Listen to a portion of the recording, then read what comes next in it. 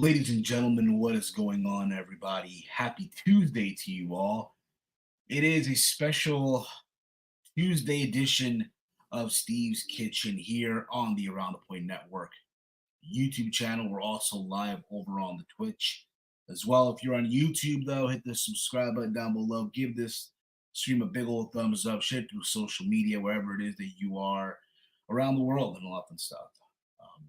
Yes, also more importantly, the bell notification, be notified whenever it is that we go live here. I hope you all had a very good Labor Day weekend, uh, spending it with loved ones, friends, and all that fun stuff. As technically, untechnically, however you want to put it, you saying goodbye to the summer. As always, I'm Steve, and we're joined by the good brother from beautiful sunny California, the one, the only Chase Oliver, where it's always summer. Doesn't matter what time of the month it is. Always summer indeed. Steve, I think you're on a different microphone. It's not the usual mic. I'm hearing like the Mac background. See here. How about now? There we go. That's much better. You know what I'm going to do, though? Because of my technicality here. You can't even get the mic to work. I mean, come on. What else? Yeah, I deserve it. But Chase, how you been? How was your Labor Day weekend? It was good. Just kind of relaxed. Took days to just sleep and stuff. So that was pretty much it. That's what's up, man. I know football season is officially back. College football started over the weekend. How was that for you? That was great. Great money made this weekend. Always starts off good week one. NFL. Super excited for it to be back. Thursday night, it's going to be great. Friday night, going to be great. Sunday, we got more football. I'm excited. Going to be great. Yes, I think a lot of people are too, especially at my job. I'm already hearing the we. If you get what I'm saying. Well, we about to take it this year. We gonna beat your team.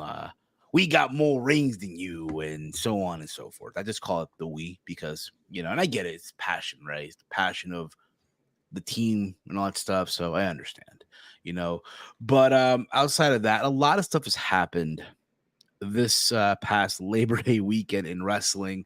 A lot of stuff has went down. A lot of stuff has gone down, and a lot of fun stuff. But let's get into this, shall we? So first and foremost, I don't know if you saw this in the beginning of the stream here, but rest in peace to the bracelet. Rest in peace. Leave the memories alone. Gone but not forgotten. So yeah, man, that happened yesterday on Raw.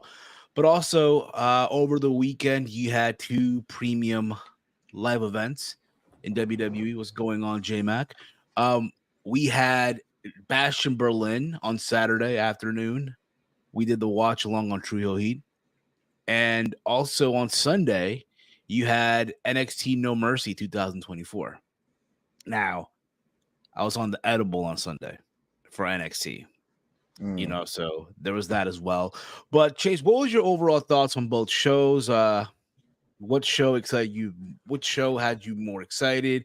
Did it surpass your expectations? All that stuff. Yeah, both shows were good. I like both of them. Bash at Berlin definitely surpassed my expectations, and that was probably my favorite show. NXT was great.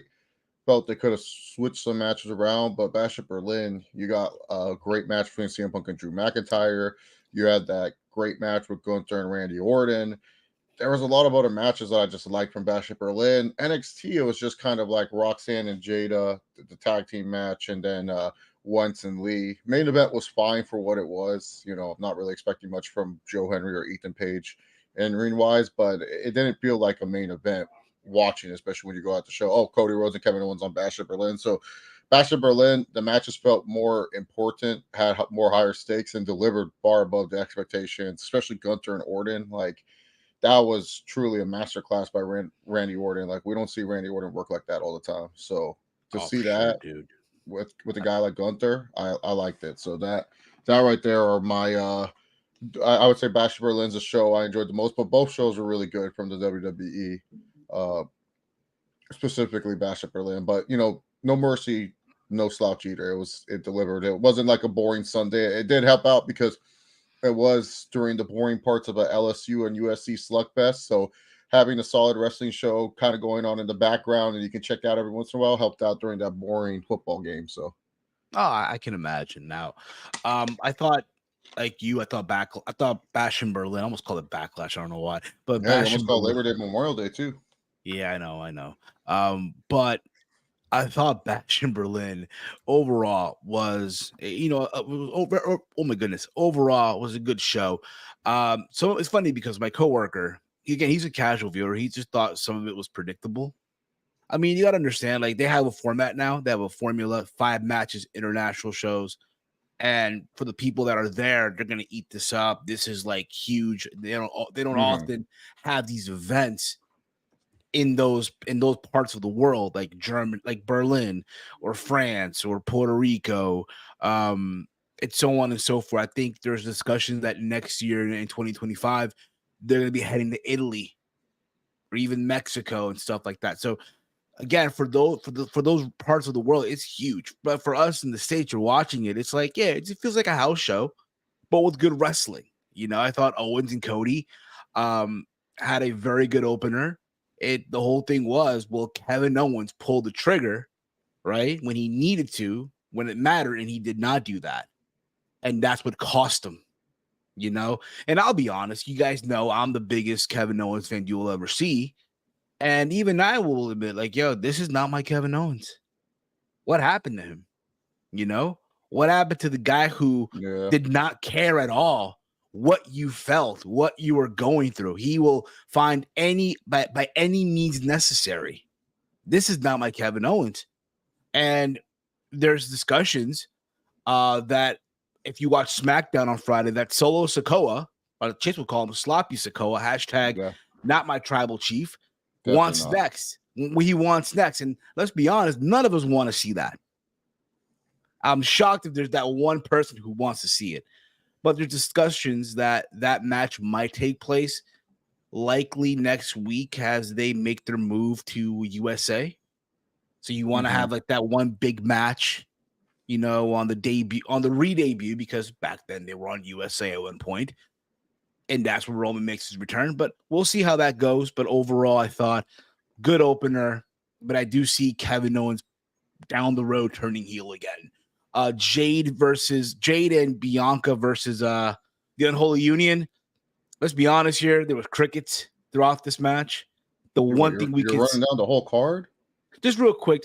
Nothing to go crazy, but I'm not gonna sit here and give you play-by-play or anything like that. I mean, it sounds like you are. I'm all like, wait, I thought he was just talking about matches he liked. I didn't know he was going over the whole card. I mean, again, just real quick, what'd you thought? Because you never know. You just never know. Like, I thought overall, only you think of this stuff. No one else thinks of this but you. Honestly, just crickets, bro. Like, you knew going in that Jade and Bianca were going to win the titles back. And the one thing that I'm impressed by, that Jade did not look bad at all. You know what I mean? So there was that. Obviously, CM Punk and Drew McIntyre was awesome.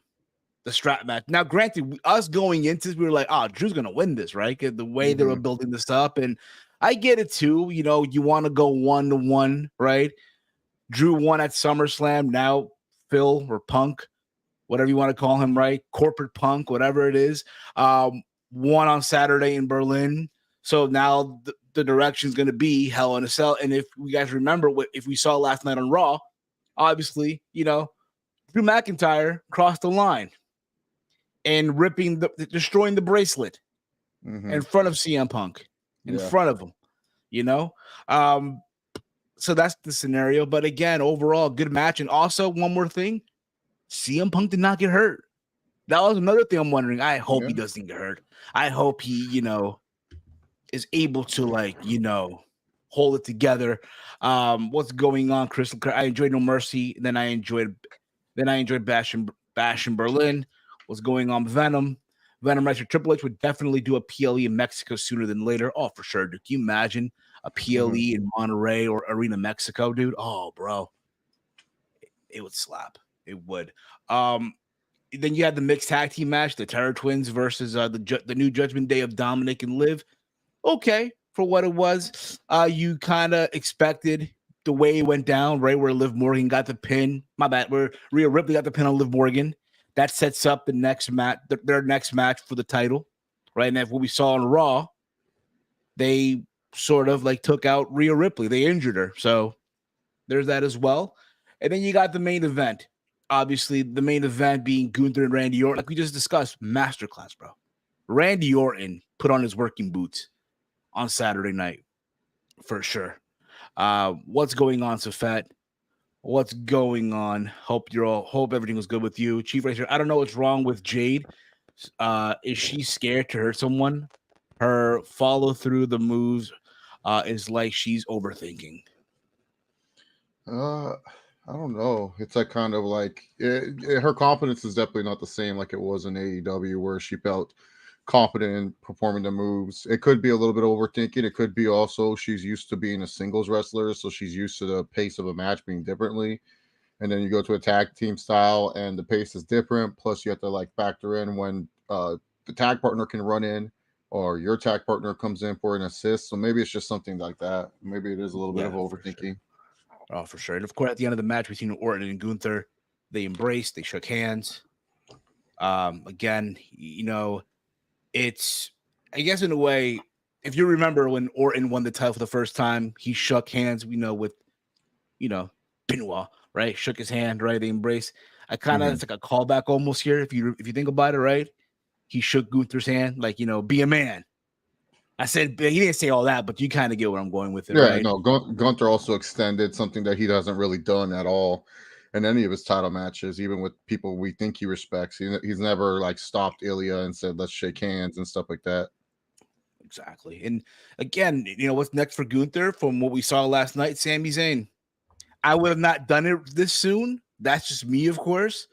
But the way they're going with it, it's, hey, let's just go with Sami now, and makes you wonder what's going to be the plan as we get into, the beginning of the new year, so we'll see what happens with that. More comments are kicking in here. Chris writes here, Randy Orton will win his 15th world title in his career. Probably from Cody Rhodes. Probably from Cody. We'll see what that one. I hope, I keep hearing people saying Bash in Berlin was mid. The show was good. I mean, depends on how you look at it, but in terms of the action, the show was good. Storyline progression, the show didn't really progress anything storyline wise, so I can see why people are saying that show was mid from that standpoint, but the action was really good.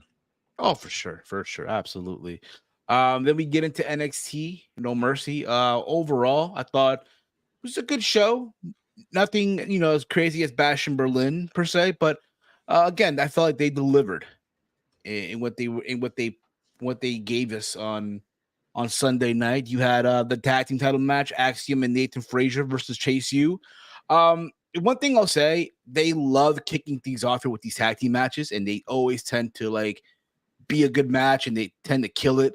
And this was no different, right? I was kind of shocked at the result because I was expecting, Chase U to hold on to these titles for a little bit longer, but being what we saw, it needed to be the way it was. And obviously Axiom and Nathan Frazier are once again the new tag team champions. And this led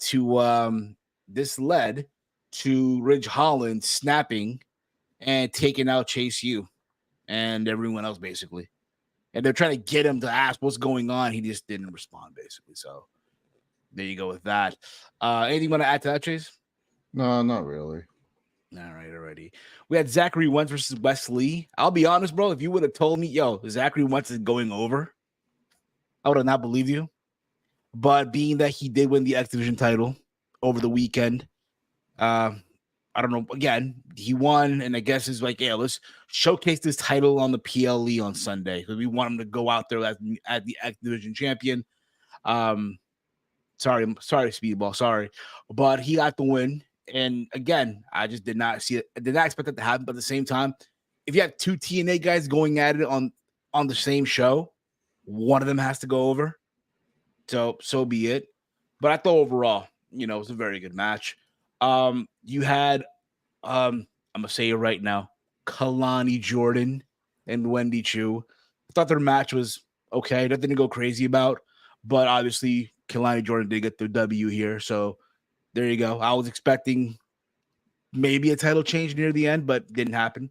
And then you had Obafemi versus Tony D. Obafemi's him. I think we made that clear already in our predictions, right? He's him. And I felt like this was a step up in competition for him, right? Yes, he's had those triple threat matches and all that stuff. And no matter what you put him in, he tends to kill it. And I thought this was no different. Anything you want to add to this, Chase? I thought we weren't going over the whole show. Why are we going over the whole show? What the hell are we doing? No, I'm all sitting there. I'm like, let's get to the next topic. All right. We're over here reviewing the show. But we already said quick. we like these shows. Yeah, fine. But real quick, Roxanne Perez defeated Jada Parker. Jada Parker didn't look bad at all. And obviously at the end, that was the best match. It was. And then after that, it was more for seeing Julia show up. And then obviously, of course, Ethan Page defeated Joe Henry with Trick William being the referee. After this, Trick William did a rap song. So did you hear that one? Yeah. His little diss track on. Pretty funny. Yes, pretty funny. Pretty funny for what it was. But let's get into the next topic here. I think that's a good idea. The debut.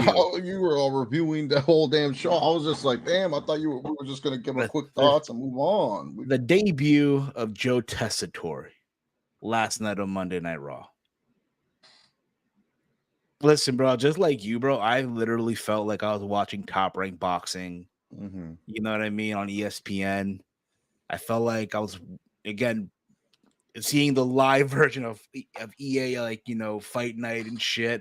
Yeah. So, as someone who's, again, we've watched this guy for years, right? Commentate, whether it's boxing.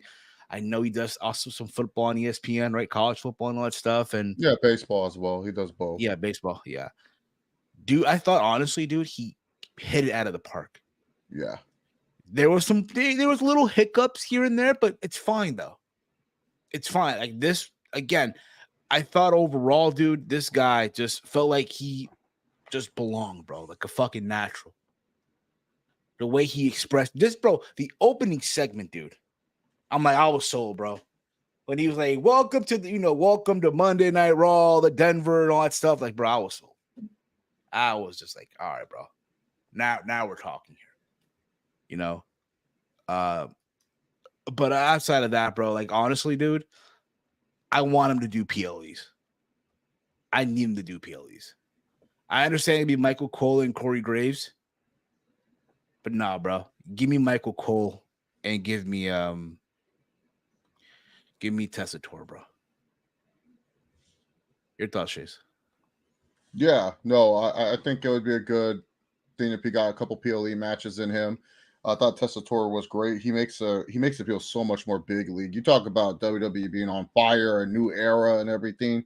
You had a voice like Joe Tessitore, a respected voice, and a voice that is familiar with people. Like, I know people say channel flipping is no longer a thing no more, but if you are flipping the channels, maybe you stop and you say, wait a minute, is that Joe Tessitore? Like, he just brings the value of WWE just to another level in terms of an on-product statement, on-product presentation. And I wish they would use him for Netflix instead of McAfee. I get McAfee is for the bros, and I don't hate McAfee like that. It's just, if you're going on Netflix and you want Netflix to feel like a big time fight feel or big time program for that channel, Joe Tessitore, he screams Netflix more than Pat McAfee saying a bunch of random stuff that or saying stuff that he can normally say on Netflix and stuff, because McAfee is going to have a good time and he's probably more suited for the Netflix content than anything else. But yeah, I thought Joe did a great job, and I think once he gets more his feet wet, he's gonna keep doing well. And I didn't think he felt overwhelmed. I think honestly, once he does leave Raw and go to SmackDown on the USA Network, which I think is why he's starting on Raw, because SmackDown's Raw's moving to Netflix in January. SmackDown's still going to be on USA. It'll leave the fans with a familiar voice for that network. And I think a 2-hour show will be perfect for Joe Tessitore. I mean, I know this guy can commentate for 5-6 hours. I mean, the dude does it for boxing all the fucking time, calling these undercard fights that no one ever watches. So Tessitore, he's known for doing long shows, but I think for WWE, I think he'll like it better once he, like this Raw run. It's just for these next few months. Wait it out, and then once we get to SmackDown with you, you're going to be great. So, but yeah, I would like to hear him on a PLE for sure. I think it'd be a good experience for him to be on a PLE. Not him and Cole together, but Tessitore and Wade Barrett like they're doing now, that'd be great. Oh, of course. And then more importantly, too, bro, he's a fan, dude. Yeah. He's a fucking fan of the product, dude. Like, he didn't feel like he didn't feel uncomfortable. He didn't feel like he had to pretend like he knew he just knew. Like, when Drew came out and he attacked CM Punk, that's the way he said it. It's Drew McIntyre in a hoodie.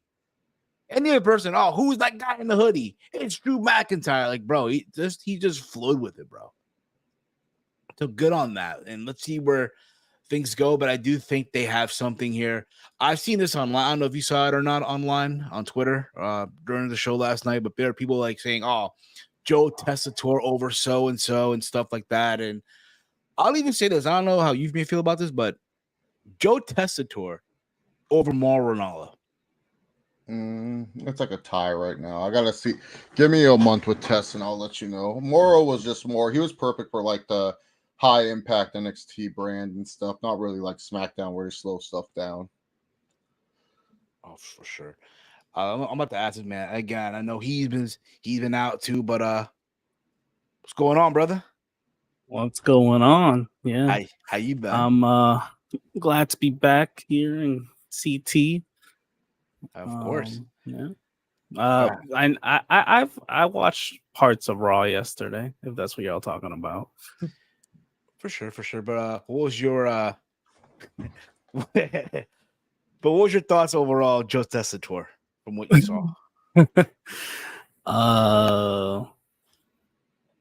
Nah, in all seriousness, yeah, it's actually a refreshing sound. I mean, I've heard him commentate before, not wrestling, obviously, but I think it should work out. He had a great first day, honestly. I know some people will get time for them to get used to that. He wasn't perfect, obviously, but for his first day, he was better than a lot of these new people they brought in recently. So, I'm hoping for the best, honestly. For sure, man. For sure. We need a nice guy to complement Cole. Cole can't just be carrying the whole damn commentary table. Yeah, exactly. For sure, man. For sure. But also on Raw, Sami Zayn decided to we talked about this earlier, but real quick, decided to challenge Gunther. Gunther said no, but being that Sami does have a win over Gunther, he literally laid on him, hey, listen, man, I beat you already. So why you walking away and stuff like that as well. And of course, they did mention this too early in the day that Bronson Reed could not take part of his triple threat, so they brought in Braun Strowman. The guy he beat up the guy destroyed, taped up, and he showed up there. And of course, freaking Adam Pearce being the reckless authority figure. For real. Decided to put him in the match. Put Braun Strowman in the match, and what do you know? Braun Strowman has won. After all, he won. Whoop-de-doo. Well, that means Bronson Reed was supposed to win. I would hope so. Yeah. And as a result of this, he joins Jey Uso. He joins Ilya Dragunov in the four-way. Damn, Pete Dunne gets no love. Yeah, what happened to Pete Dunne? He multitasking? Pete Dunne multitasking, bro. He was on Speed, NXT, on Raw. He's wrestling tonight, Trick Williams. So we'll see how that goes as well. He's wrestling Trick. That Trick. The same Trick Williams who did a rap diss on him and shit. I heard. Tony D'Angelo was in the video. Lash Legend was in the video and all that stuff. And, we'll see how that goes. Speaking of Netflix, they did announce, they are dropping a Vince McMahon documentary on Netflix. It's called Mr. McMahon. It drops on September 25th. The documentary is culled from over 200 hours of interview footage with McMahon himself before resigning from WWE. His family members, business associates, and some of the most iconic names in the wrestling industry, as well as the journalist who uncovered the explosive allegations McMahon found himself at the center of. I think it's also produced by Bill Simmons as well as produced. Yeah, one of the producers, yes. Yes, And the guy who did Tiger King. Yeah. So this is like a 6-part series, to my understanding. It's like a 6-part series. Makes you think what will be covered in this. I know it's just interviews and stuff like that, but this is before the allegations of the loss that they're currently in was ever in place. So we'll give it a watch, likely, right? We're all gonna sit here, right? Respectively, individually, give it a watch and see how they go about that stuff, right? But also, Chief right here, I already saw Gunther versus Sami 5 months ago. The match would have been perfect for the Rumble. Yes, it would have. Absolutely. Chase would just like to talk about his OTC Roman Reigns. Yeah, of course. We can dedicate a whole 2-hour episode to Roman Reigns. Mm, But this sure. Vince McMahon docuseries, I'm pretty excited for it because it's been something Bill Simmons has been talking about since 2020. So it's been something that he's been wanting to get out there for quite some time. Like you said, we don't know how much is covered. We don't know if they probably add more about the allegations, but I heard this is like one that a lot of people in WWE weren't really wanting to come out and stuff. So this is a Netflix thing. This is not associated with WWE. When it comes to Bill Simmons, he's very good when it comes to documentaries. And he's not afraid to burn bridges. I mean, if you guys follow the career of Bill Simmons, this guy has burned every bridge that he could possibly burn, and he still is somehow a millionaire. So I don't think he cares about this WWE relationship that much if he wants it. What's on the phone, Steve? Not just Yeah, checking some notes real Steve's on quick. the Just- phone. Always on the phone when everyone else is talking. But yeah, no, I'm excited to see what this documentary does. It's going to be 6 hours long. It's going to be interesting. Obviously, some of it is going to tell the hardships that Vince came through and stuff. But it'll be interesting to see what is covered in this documentary and everything. So I'm excited for it. I think it will be at least like an 8 out of 10 documentary when it's all said and done. What's going on, Brandon Brown? Hope all is well with you. He writes here also. Rest in peace, Odyssey Jones's career. Yep. Yeah. So, probably wondering, right, what the hell happened to Odyssey Jones, right? The last couple of weeks, he was featured with, Xavier Woods and Kofi Kingston, and you hear yesterday that he's been removed from the roster. Now, normally when I see stuff like that, I just pay it no mind, right? No, it's a glitch. I'm like, all right, something happened, but it is what it is. Repackage. And then next thing he reappears, it happens, right?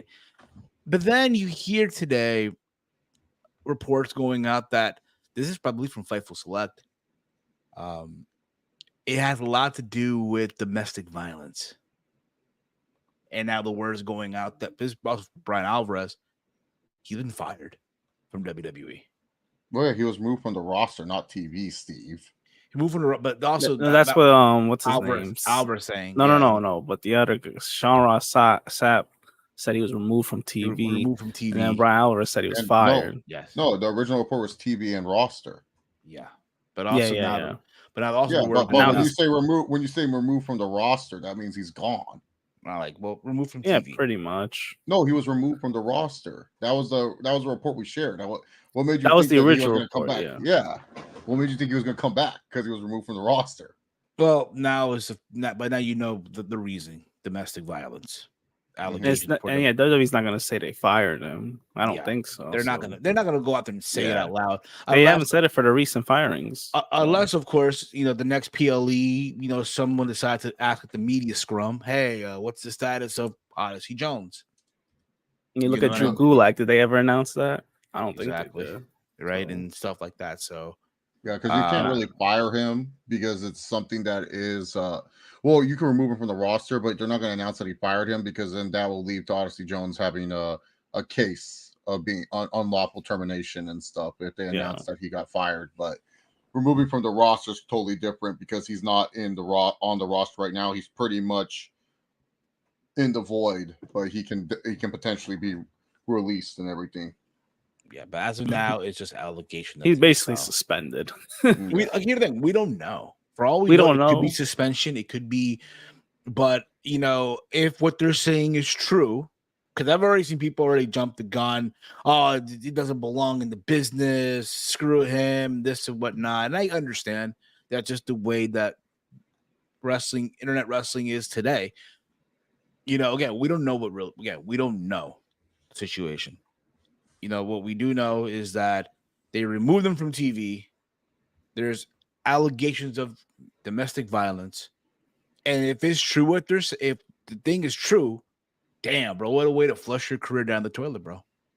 All right, you weren't used for 2 years, and now this. It's crazy. Oh, Like, I wonder bro, if he wasn't used because there was something going on behind the scenes too. Like this That could be too. something where it was something that was going on behind the scenes, and it was just like, okay, we can't use you right now because there's some rumbling about this. And then I also heard that like he was in a group chat with a bunch of other WWE wrestlers, and he outed Tegan Knox's sexuality, which you guys don't know. Tegan Knox, I believe, is bi or lesbian, one of the two.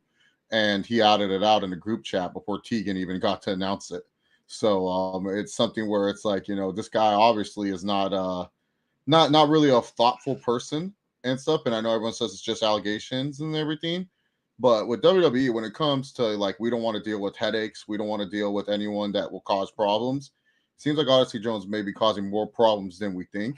And maybe there was a reason why he wasn't being used on TV for 2 years, because they knew something like this could happen. And unfortunately, something like this did happen. So what happened with Kofi's segment last night, because this puts a monkey wrench on the whole storyline. I did not watch this part. From my understanding, Adam Pierce. That was it. And So from the why looks would of we it, get the tag titles? and from the looks of it too, it looks like Karrion Kross is going to be feuding with the Miz. If you watch the Raw talk, so hey man, that's something, right? You're moving up. You go from one former WWE champion to another former because WWE now champion. this whole storyline is a whole what if. Yeah. it's a whole what if. Pretty much. And you know what? Should the day come that Karrion Kross gets released, I'm sure in an interview. Karrion Kross. Yeah, I'm sure in an interview, ready to shoot. Yeah, Karrion Kross gonna get released. Oh, no, I'm just saying down the road. Hey, down the road, in a shoot interview, something like that. Sure, in a shoot interview. Yeah, we're supposed to do this with the New Day, and then this whole thing happened.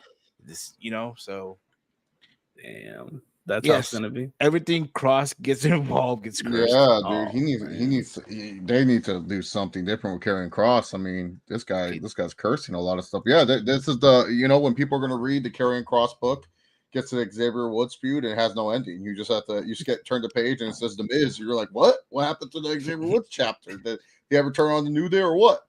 But yeah, no, Kofi pretty much just said we should get shots at the tag titles. They haven't defended in 2 months. That was his segment. It wasn't. It wasn't like there was nothing like involved. There's no Xavier wasn't even around. He was at a convention. He was chilling at a convention and stuff.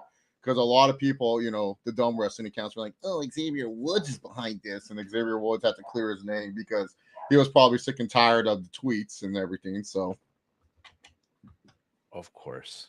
I mean, again, it's unfortunate what happened. It's crazy enough. Over the weekend we also heard Nikki Bella or Nikki Garcia, whatever you may want to refer to her as, was also involved with domestic abuse from her husband, baby father, and from what I read, her husband's. You know what I mean? Baby father, husband. No, there's totally different.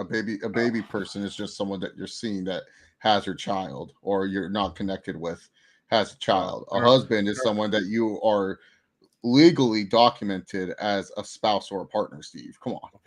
Okay. Husband, life partner. Okay, husband. Her husband. Screw him. Oh yeah, that's what shit he is. F him. Fuck him. Fuck him. Fuck him. Yeah, that report was crazy. Like me, I love my total divas, total bellas. I saw some like toxic traits between their relationship because like Nikki is a very high maintenance type human being, and so you have to be a very patient person to deal with it. And it didn't surprise me when reports came out that, like, they would get into a lot of arguments, which I understand. I've seen relationships like that where, people get into arguments, but really, to be honest, that's just how they communicate in relationships. And then ultimately, even though they argue, they see the good in each other, and they stay committed to each other because they love each other. That's what love is. Not love. Love is not always like a chill, relaxing time. There's always going to be arguments made. But man, when I read the reports that he battered someone and that led injuries, I was like, battered, like Jesus. And like the fact that he called not Nikki Bella, he's the one who called because of the injuries. He was that concerned, man. And Nikki Bella, she's no weakling. She used to compete in WWE. I know wrestling is scripted television. What's on the phone, Steve? Just checking people liking the post from me promoting the show. Oh, okay. I just want to know. But yeah, Nikki Bella can fight for herself for sure, So the fact to hear that it just hurts me that, like I don't care if she was throwing shoes at him and stuff like that. Like that's something that shouldn't even, like, you shouldn't even want to think about striking your woman. Like that. That's something for me that, like, you got to learn, like, hey, like, you can do more damage to them than like a shoe. Like, I don't care if those heels hit you and shit. Like, go outside, punch a tree, punch something. You don't have to punch her. And it just shows that this man was unhinged, and it was just something that couldn't be fixed because, I know a lot of people saying like, oh, but it should never get to that point where a man hits a woman. Like that's not that you shouldn't do that. And she could have easily defended herself, and then obviously she was probably more worried about her kid who was in the house at the time. That's the thing too. Yeah, that's the thing also. And all this whole thing, there's a kid involved. Exactly, it sucks. That 4-year-old, like 4-year-old, like I don't care what anyone says. Babies and kids, they're smart as fuck, bro. Like they'll trick you, man. Like I've watched a lot of my friends' kids and stuff like that. They're smart, man. They hate when I watch them because I don't fall for their BS. Like I know what bullshit they try to pull that will get me in trouble with mom and dad and stuff. Like recently, I was watching one of my friends' kids, and they had the camera, and I didn't know they were filming me the whole time. They said they were just laughing because all the BS she was trying to pull to like make me do stuff. She's like, Uncle Chase, let's do this. I'm like, your mom won't like that, so we ain't doing it. And so, Uncle Chase, come on. And they said the favorite thing you did, Chase, was that like she didn't pick up her toy, so you picked it up and you put it away, and then you went and you threw it on the ground, and then you said, you do it now. And then I made her pick up her toys and stuff because I know how to handle myself with kids. I'm very good with like, just like, like I just do what my parents and my grandparents taught me. But yeah, man, like that kid, he gonna that's something like I don't know how much he saw or what he heard.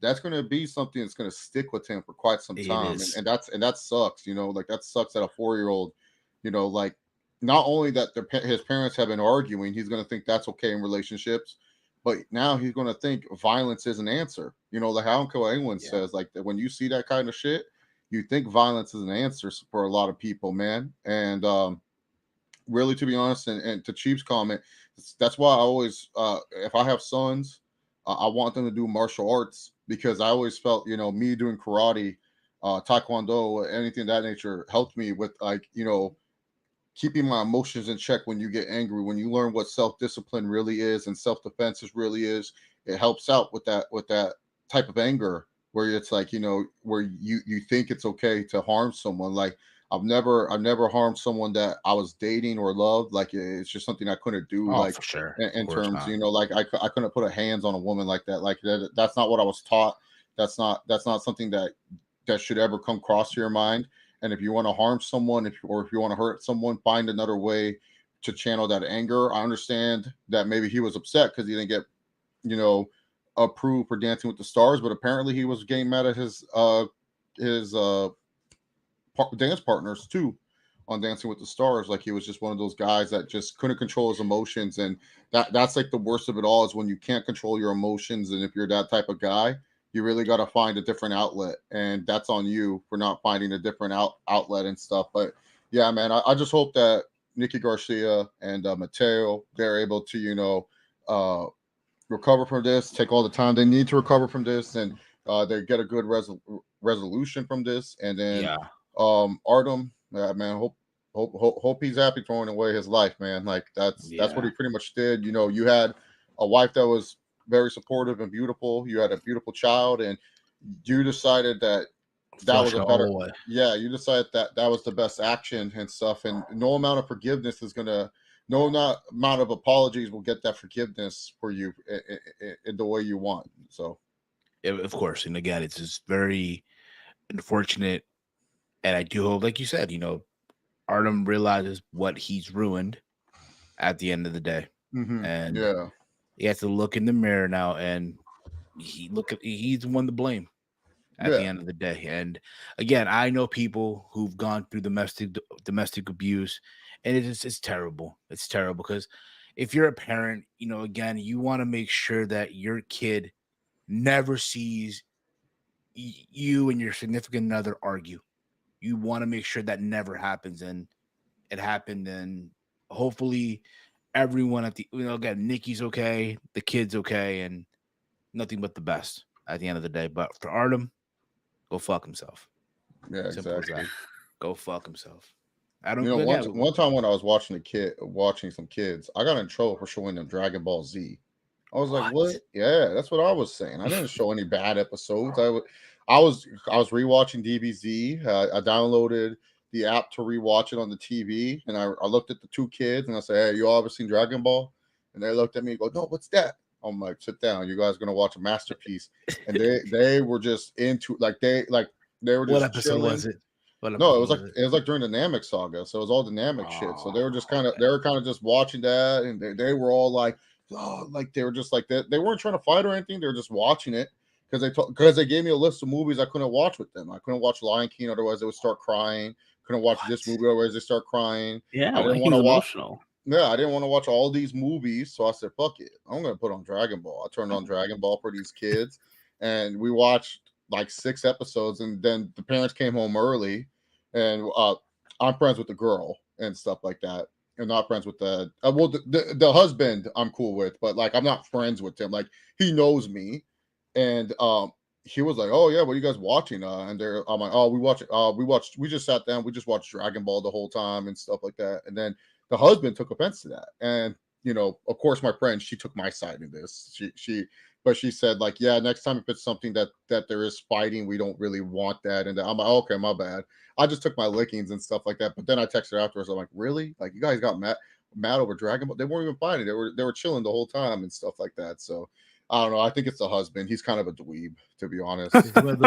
Is he like a Mr. Simmons from Hey Arnold? Like a peaceful guy, no violent, a pacifist almost. I really don't know the dude that much, to be honest. Like I know I'm in a fantasy league with him, but that's it. Like it's funny. That's like I knew him before my friend met him and stuff, but like yeah, that's it. I don't really know him like that and stuff, but probably like some people they're chill, some people but they love Uncle Chase. Uncle Chase, I'm the most reliable babysitter there is. I teach your kids good habits and stuff. I made one of the kids. She was complaining about dinner. I said, "You cook it," and then she's like, "Yeah." I'm like, "Yeah, I'll show you how this works." And I taught her how to cook, and we made eggs for dinner because that was the safest thing that I could touch. I said, scrambled eggs, sunny side up, over easy. I was trying to teach her sunny side up, but then it bursted when she was she started crying on her little stool, and I said, "No, it's okay. We can make them scramble now." And stuff, and then I threw some cheese on there, and we scrambled it together and stuff. And then now my friend was like, my friend did not know I taught her this. So like one morning she woke up and said, "Dad, I'm gonna make eggs." And she looked at, she's like, "You like what? You're gonna make eggs?" And then saw her daughter making the eggs, and then goes, "Who taught you that?" It's like, "Oh, Chase taught me it." And he's like, "Chase, what are you teaching the kids?" I'm like, "She wanted dinner. I didn't want to cook. I told her she could cook." So. I teach kids life lessons, man. And and in the worst case scenario, if they start complaining, I take them to Chuck E. Cheese, bro. And play the Chuck E. Cheese pizzas back in the day. Oh man, you like that fake pizza? Yeah. No, it's good still, bro. It's still good. It's good fake pizza. No, so like back in the day, like my family, like friends of families, like they would have like their kids do their birthdays at Chuck E. Cheese. Like back, we're talking like early 90s, mid 90s. And back then, the rat wasn't, the small little thing. It was a giant mask. They had a little band, right? So for like a kid back then, that was like a big deal. What? Your birthday party at Chuck E. Cheese? I know there's other places. They're like a DZ. I don't know if you had that in your area back in we the don't day. have DZ. But even that was also a big deal. Fun Time USA and shit like that. Fun time we had. We had like they will come into the mall and then they disappear. But yeah, no, my go-to is if the kids don't want us to be inside, I have to find a place where I know I won't get in trouble. And then also like I have access to my car only, so I don't have access to the parent approved car. I have a Malibu, which is a nice car, but it's not really like kid friendly per se, or if there's like 2 or 3 of them, it's really hard because some of them still do their car seats and stuff. So like whatever will get Chase into least trouble. So number 1 is always Chuck E. Cheese. Uncle Chase will take them to Chuck E. Cheese and they get excited. It's not Dave and Buster's, so I won't get in trouble. Oh, you just went there to drink alcohol, Chase, which I don't know why my friends think I'm a raging alcoholic. I don't. I'm totally fine on that. So it's not a big deal. And there's beer at Chuck E. Cheese, so it's not like I can't sneak a couple beers every once in a while. Not saying, not saying I have. Most of the time, I just kind of sit there, and then one of the kids will challenge me to like a game, and then I'll go kick their ass in the game and stuff. So that's what I'll do. Number 2 is like a trampoline park.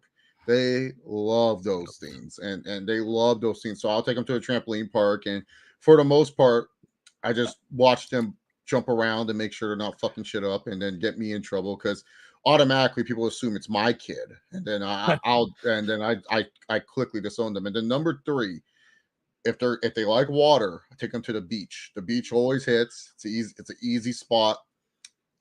Tell them this is the line. Like I'll draw a line in the sand. And I'll tell them you can't go past this line because if you go past the line in the sand. No, because I told them if they go past the line to the sand, I'll run after them and grab them. We going home and stuff like that. And they think we're joking around. One of the kids that I watched did that, and I fucking grabbed him. And he goes, "Where are we going?" I said, "We going home." You didn't listen. I said, I put the line in the sand. You wouldn't cross it, so we going home. Tell your sisters sorry for ruining this experience. They're all mad at the fucking brother afterwards, and they're like, "Can we go this?" And I'm like, do you guys feel like you earned ice cream? No, you didn't. And they were pissed at me, but I make sure I gotta teach these rascals a correct lesson. You're not better than the authority, young man or young lady and stuff. So you find out, Chase, you have your own daycare service going on the side, bro. For real, man. I could not do a daycare. I can only do kids that like I've seen them as babies and I've actually held them.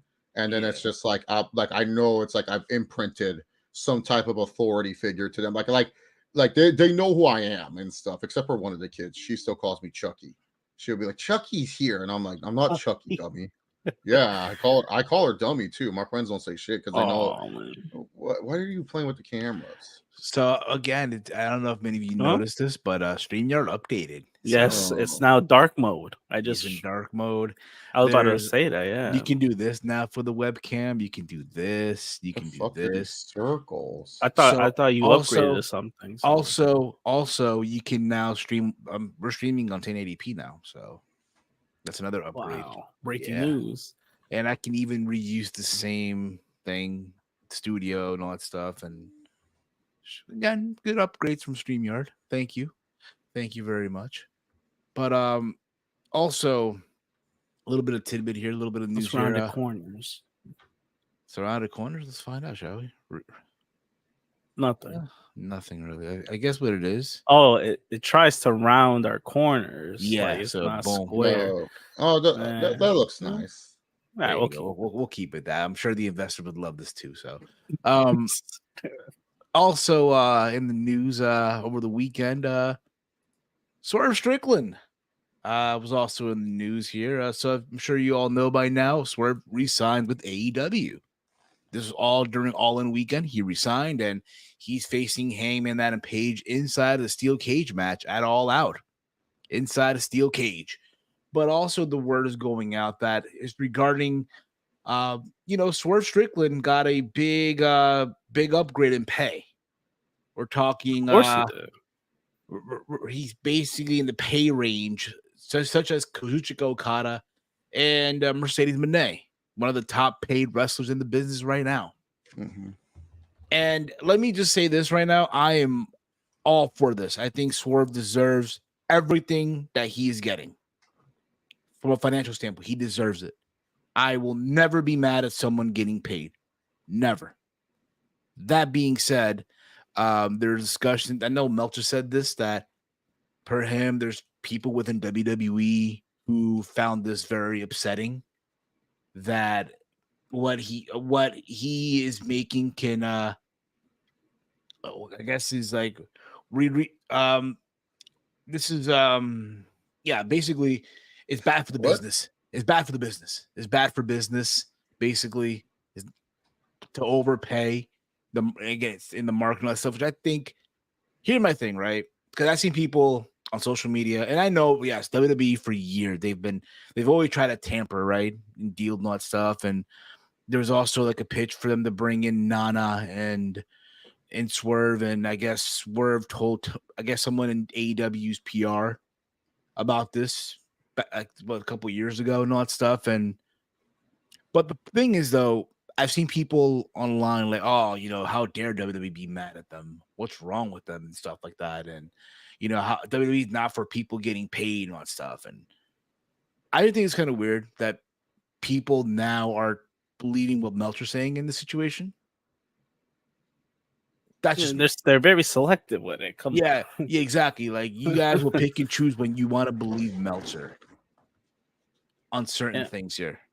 It's always been like that. That's why I don't fault Meltzer. Yeah, he's been in the mud recently, but I mean, he's still a long time credible journalist, so he's doing something right at least. But you're right. Like with this stuff, like you said, I'm all for Swerve getting paid the most, whether it's in AEW, WWE. I honestly think AEW is the best fit for him in general. But yeah, if it's true, I mean, I guess it depends on how much they, WWE values Swerve. He probably wasn't valued that much, but enough to where they want to make an offer. Mhm. And at the end of the day, they couldn't match. It is what it is. And Tony Khan, you gotta do what you gotta do to keep, like, this was a good example for Tony Khan, because now other superstars might be like, okay, so we got a nice push. He rewards him with a big contract. Like, maybe if other wrestlers follow that example for Swerve. But I don't expect like someone who's lower on the card. I don't expect like No, a Dante Martin to go to No, Tony. that's what I'm saying. Anyone who's getting pushed, Okay. they should be more motivated.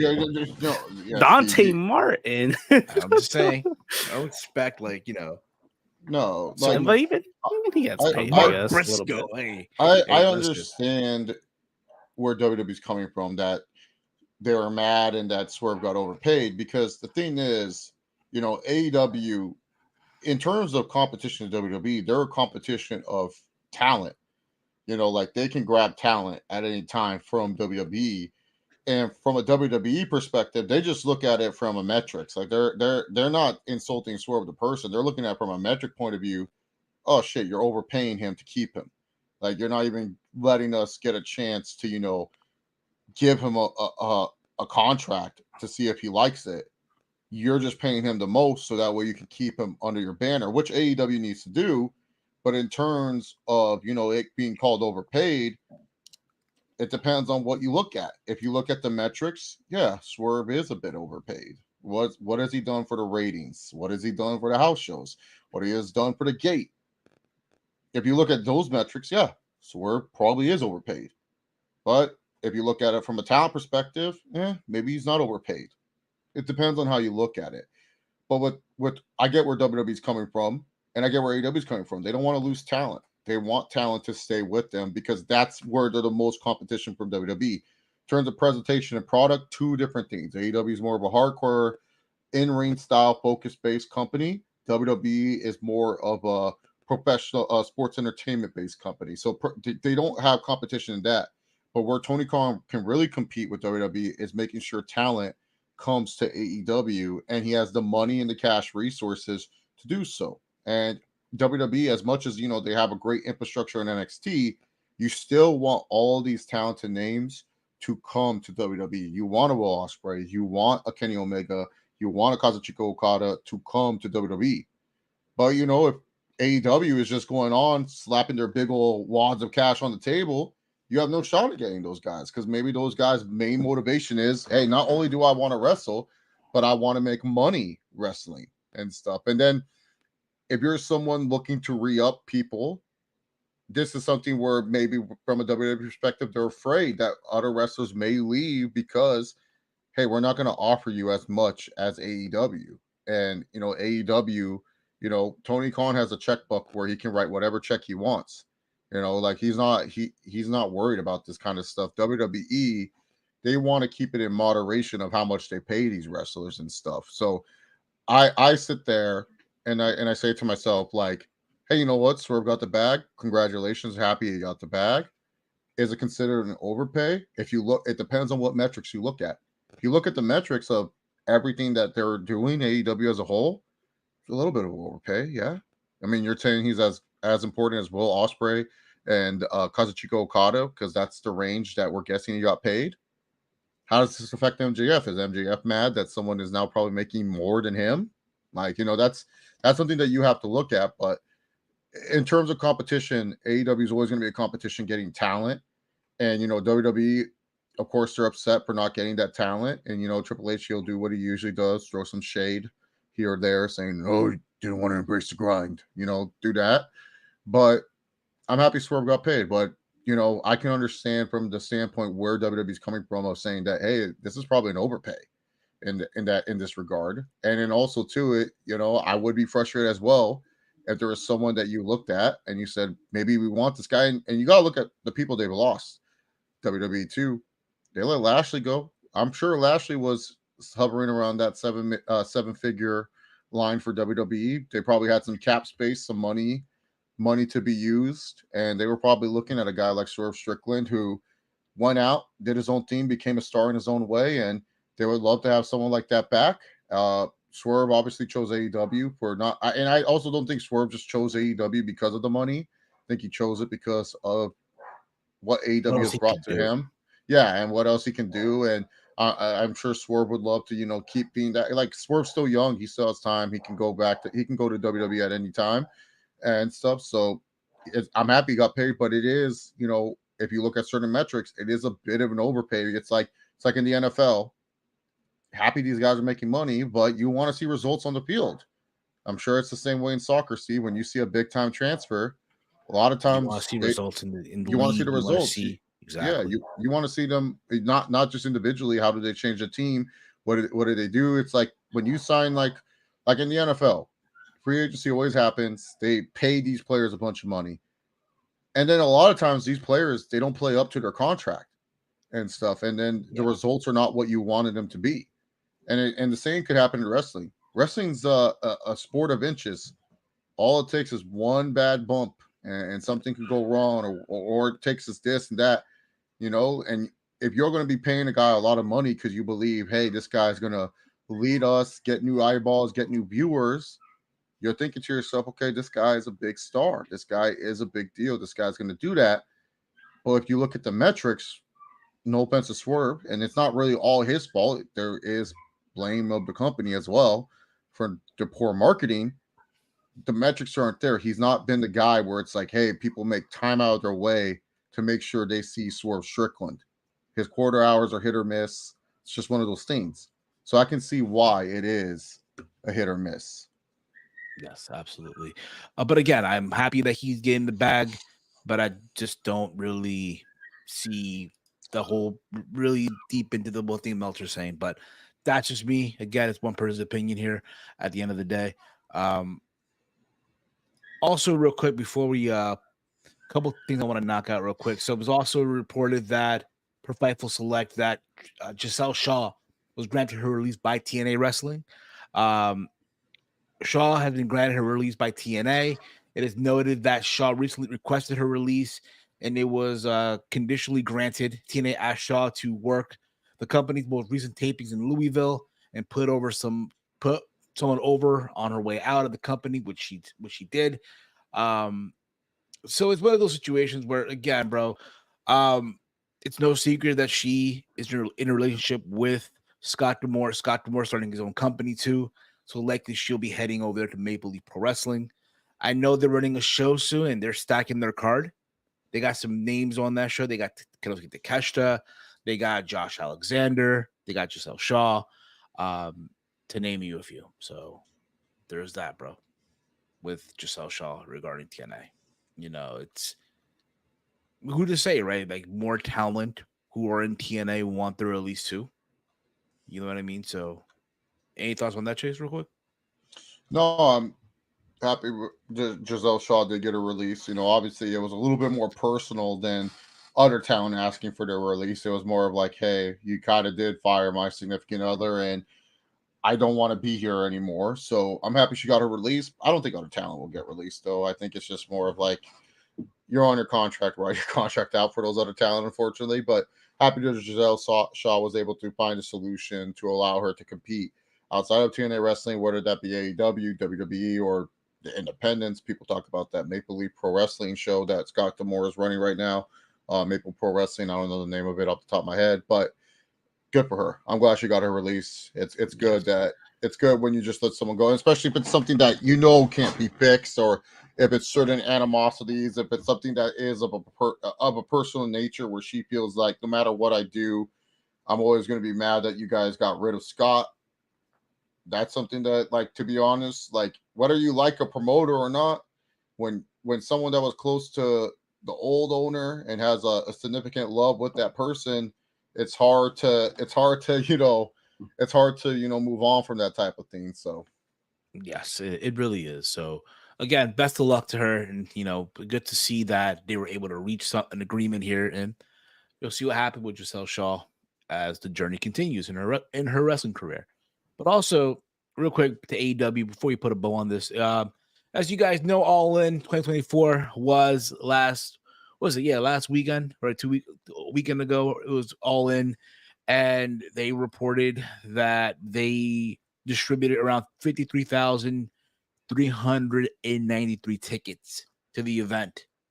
I know Tony tweeted it out, that stuff, but WrestleNomics, Brandon Thirst reported that a representative from the Brent Council, the local government of Wembley, stated that the turnstile count for AEW's event on August 25th was actually, Chase, 46,476. Thurston reported that this count did not include a breakdown between paid and complimentary tickets for the event.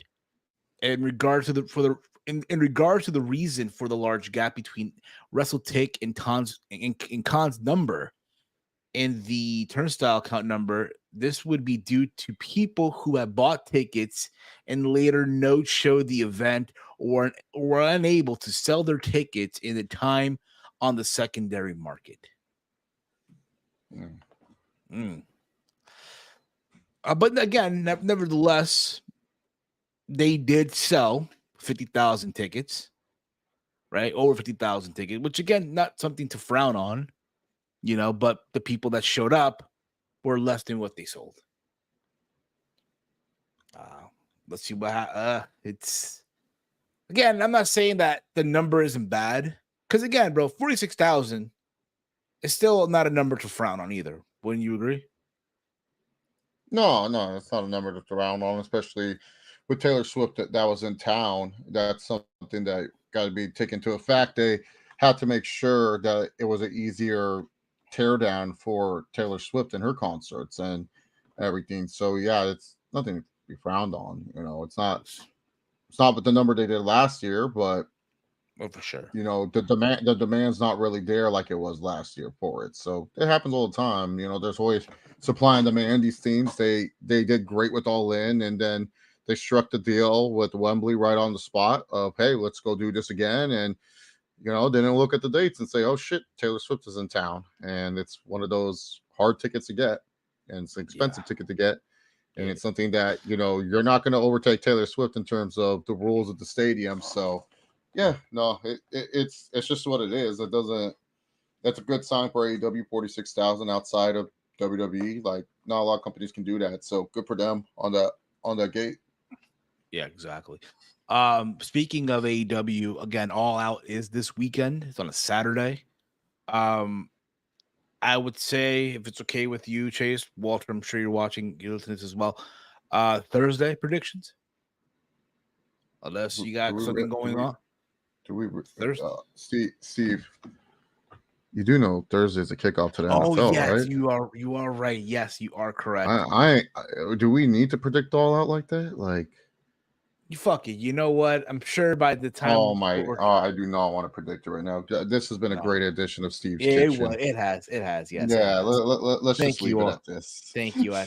Thank you for watching, guys. I'm sure our investor will be thrilled at the idea. But and don't think Friday either, Steve. There is also a Friday night game on Peacock. I know Friday. I'm sure. I tell you what we'll do. Saturday post show. Saturday the post show. Wait, is there a game on Saturday too? College football on Saturday at that hour? I don't know what's happening. I watched the pay-per-views and the games at the same time, so I'll be able to watch it. The only college games that happen at night are like the games on the West Coast, but normally it's not the most must-see games and stuff like that. Yeah. So I'll tell you guys what. Saturday we'll do the post show and all that stuff. And yeah, even Safet's saying put a bow on it. Like, we don't even want to. Like, bro, we don't need to predict this show. The show's predictable. It's a 2-week build. I don't blame Tony Khan for it being. Well, I do blame Tony Khan because he put these shows back to fucking back. But it's like, what is there to predict? Oh, MJF, Daniel Garcia most likely wins. Move on. Mercedes wins. Danielson wins. Strickland wins. Will Onatagawa wins. Will Ospreay wins. Oh, okay, cool. There's your predictions. Yes, and then there you go, Chase. I'm gonna just clip that. There you go. Your prediction for All Out 2024 right there. That's a short right there. That's a short. But that's gonna be it for us, guys. Much love to all of you. Thank you for joining us for this Tuesday edition of Steve's Kitchen. So Thursday we'll do sad. If we can do it early, we can do it early. But that is the plan for now. I know, again, you got your football game going, so if we can get you out of there before the game starts, even better, but we'll see. We'll see, of course. But thank you all again. Much love to all of you once again. You guys can follow the Around the Point Network over on X at AT Point Network. Follow me on X at Heel Steven. Chase, let them know where can they check you out. Follow me on X at Chase Oliver 68. And you guys can follow Walter on X at Hey, I'm Walter. All right. Thank you all for watching. Much love to all of you. You guys have been awesome. For myself, for Chase, for Walter, for the gang, this has been Steve's Kitchen here on the Around the Point Network. Peace out, everyone. Have a wonderful evening. Listen. Fuck up. Get out.